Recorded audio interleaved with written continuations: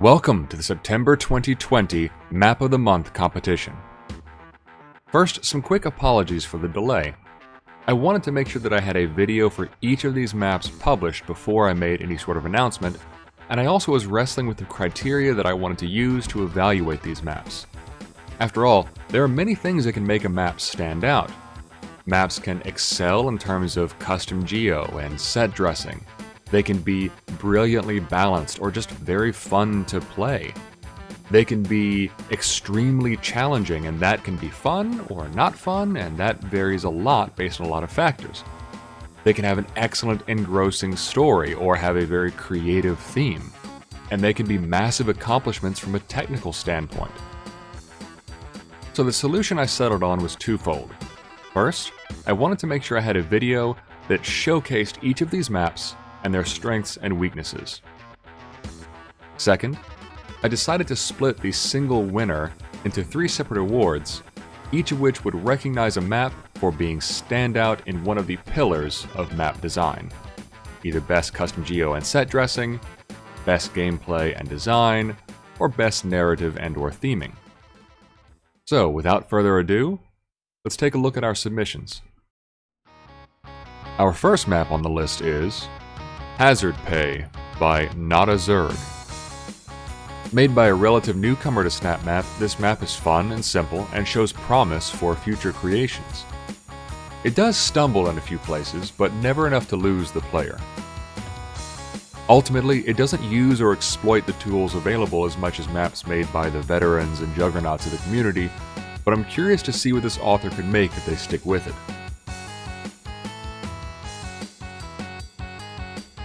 MEDHARAYES Challenge by ZILTOIDIAN Trooper.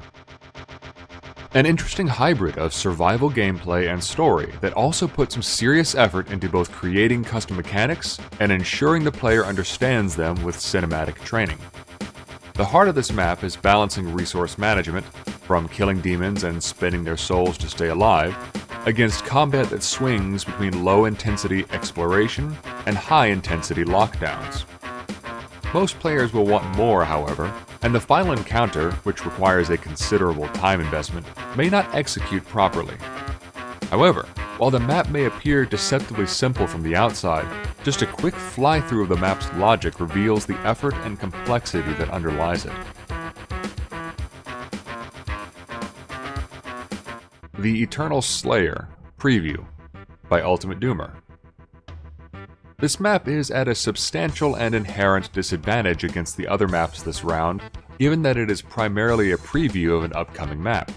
Still, it does have a clear beginning, middle, and end, and offers custom geo of both the grimy indoor and gore-swamped outdoor varieties. This one is still being honed into a real contender, but it's an intriguing look at what's to come.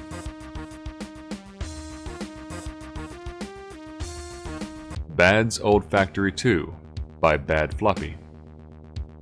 Brilliant use of custom geo to create a grimy and ominous atmosphere that also delivers well on engaging, close-quarters gameplay that most map makers shy away from. Hidden throughout the dark factory are ambushes that are fair yet surprising, as well as perfectly elusive secrets. This map should bring you right back into the cramped and eerie corridors of Dooms 1 through 3 and many a Doom WAD, in all the best ways. Lost in Hell 3 by Dark Sniper. Here again, custom geometry is used excellently to create a foreboding, gothic atmosphere. Lava and lightning crash against steel and stone as you move from a bloody UAC base to a dark fortress of hell. While beautiful, the map isn't long or particularly challenging, which may leave players wanting more. Fortunately for them, this is only one installment in this campaign. Even if it weren't, players will not soon forget the cathedral and its tolling bells. Burning Earth by Finchatola. A well-crafted map designed in anticipation of Doom Eternal that assembled what little we knew of the game into a compelling and engaging map. The custom geo is elaborate, varied, and creative. with the central gore nest area standing out in particular, with its lake of lava and mountain of meat all amid burning buildings. There's at least one questionably designed progress point that is likely to confuse players, and there's also still some room for polish in a few places, but the overall experience is a fantastic imagining of what Eternal would have to offer. QUIK Doom, Episode 4, Mission 8, GOROS, by ACSlayer. This is a truly delightful map, and that's not a word I'd often use for anything Doom, but it really is, full of delight. From the hilarity of the premise, facing off against the god of SnapMap who taunts you from a massive throne as he attacks you with lightning and fire, to GOROS' ultimate attack of exploiting an infamous bug familiar to any longtime SnapMap author, to the sequences that place you directly into the menus and loading screens of Doom. If you're like me, you will bust out into laughter and stare in awe as you're thrown through this very meta adventure, especially when you realize, with deep satisfaction, how you actually get to beat GOROS. It's hard not to see this as not only fitting closure for the QUIK Doom series, but a brilliant love letter to all of SnapMap, warts and all. EPIZILLER 5 by DingenOuts076. A sprawling map overflowing with demons, custom mechanics, and massive arenas.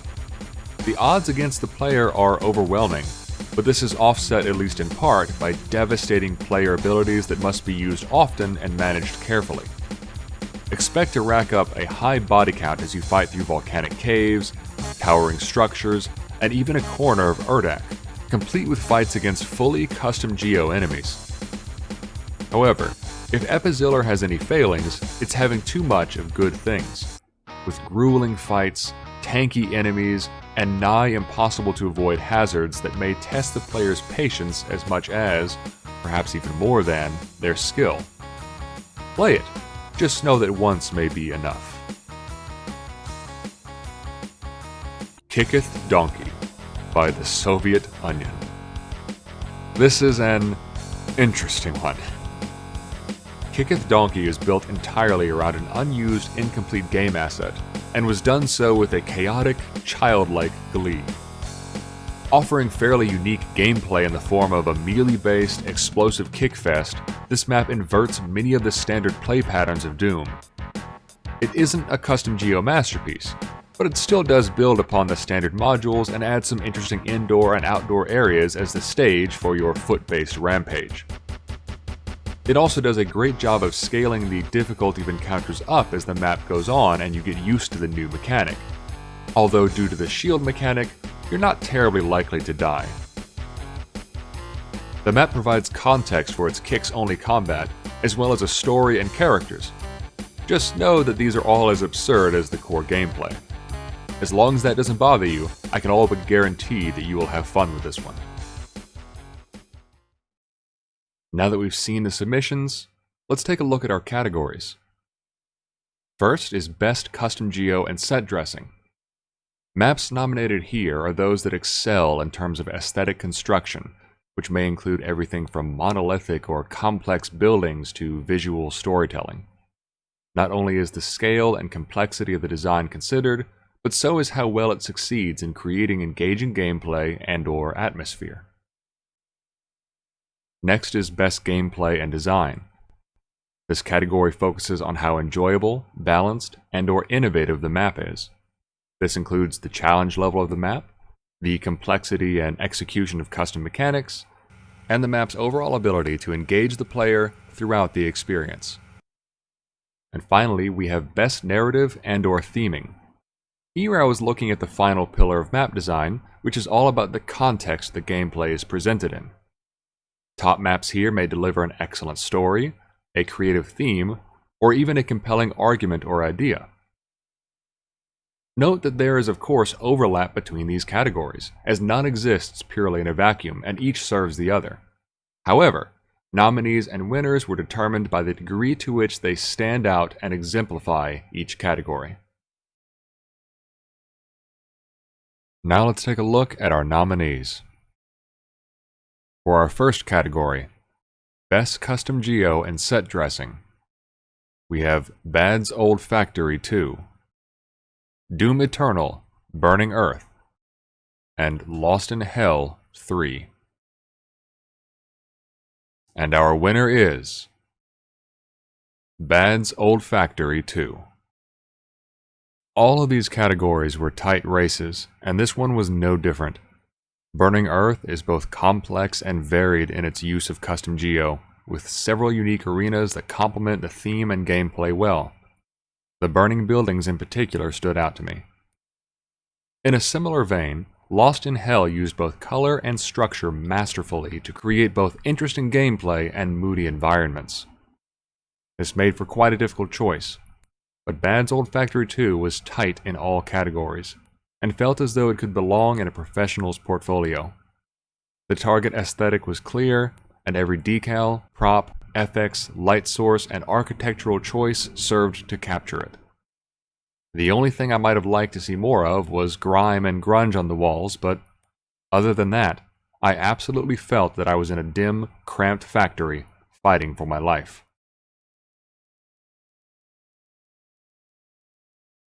Moving on to our next category, Best Gameplay and Design. And our nominees are ACSlayer 5, Kicketh Donkey, and QUIK GOROS. And our winner is Kicketh Donkey. I expect this may be a somewhat controversial decision, which I absolutely understand. ACSlayer 5 is overflowing with high-octane combat and mechanics designed to work in concert. However, it overstays its welcome and wears the player down. Were it to trim the fat and focus on tight gameplay over a long playtime, it would have certainly taken this category. Similarly, GOROS, while fun, has the opposite dilemma, being short but sweet and rarely challenging the player. Ultimately, it stands out more for the context of its gameplay than the gameplay itself. By contrast, Kicketh Donkey is simple, silly, and far from perfect, but it manages to be a fun and engaging map despite being built entirely around a single mechanic. In theory, this should be a one-trick pony that quickly becomes repetitive, but the map continually ups the ante and manages to keep things fun until the end. It may not be the crowning achievement of our community, but if a friend asked if they should play it, I would not hesitate to say yes. And now on to our final category, Best Narrative and/or Theming. And the nominees are Doom Eternal, Burning Earth, ACSlayer 5, and QUIK GOROS. And our winner is QUIK GOROS. Again, our contenders all brought a lot to the table. Burning Earth translated what we'd seen of Eternal, along with our hopes and predictions, into a fun map that helped feed the hype leading up to release day. It arguably could have delved even deeper into this with more contextualization of the player's actions, but as it is, it deserves the attention it has thus far received. ACSlayer does more to contribute its own ideas to the Doom universe, from custom hell enemies to strange artifacts, and an established narrative goal of reaching Urdak. The additional lore may occasionally drift towards dense or convoluted, but it is imaginative and welcome all the same. Ultimately though, GOROS stands above these in my view as an absurd love letter to all things SnapMap. It breaks the fourth wall in extremely clever ways, and for anyone who plays and creates SnapMaps, it's hard not to fall in love with what GOROS has to offer. If this were the last map that were published the day that the servers finally shut down, it would be as poetic an end cap for SnapMap as it was for QUIK. Now remember, please, that this is not an end-all be-all judgment. Personal preferences will absolutely differ, and some maps will resonate with some players more than others. Some may leave ACSlayer 5 wanting even more, and others may not be impressed by the custom geo or theme of, say, Old Factory 2 or GOROS. Our goal here is to showcase and celebrate these maps and their authors, and help everyone in the community find new maps to play and be inspired by. So congratulations to our winners and to all of our excellent submissions. We look forward to seeing what you have for us in our next competition.